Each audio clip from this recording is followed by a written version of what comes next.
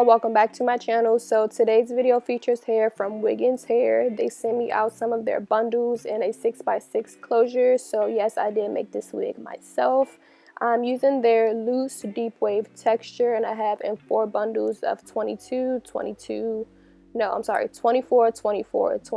22, and then a 20-inch 6x6 closure. So this is my second time working, I think this is my second time working with a 6x6 closure, and honestly it's become my favorite type of lace to wear. Like, I prefer these over the standard closures, and I prefer these over frontals because it's like a really good in between. You get more parting space than you would get with the regular closure, and you don't get the maintenance of like a full frontal. So this is like a nice in between.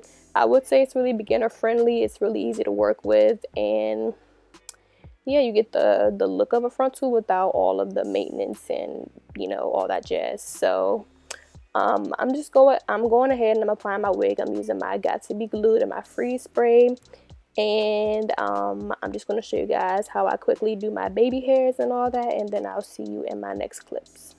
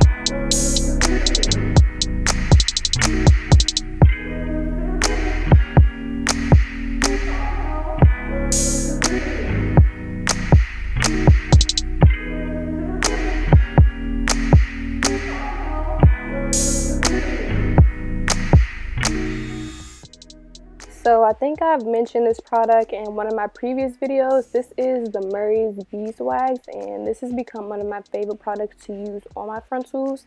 I just love the way it makes the hair look. Like, it just gives it a really pretty, polished, smooth look. So I'm applying this only on the front part of my frontal. I'm not applying this to the actual hair, because if you put this on the actual hair, it'll make your hair really heavy and greasy, and we don't want that.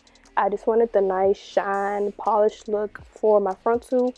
And I'm going in with my hot comb to get this wig as flat as possible, because I went with a side part for this wig and I wanted that joint to be like super slick and super smooth. So I'm just taking my hot comb and I'm smoothing everything out.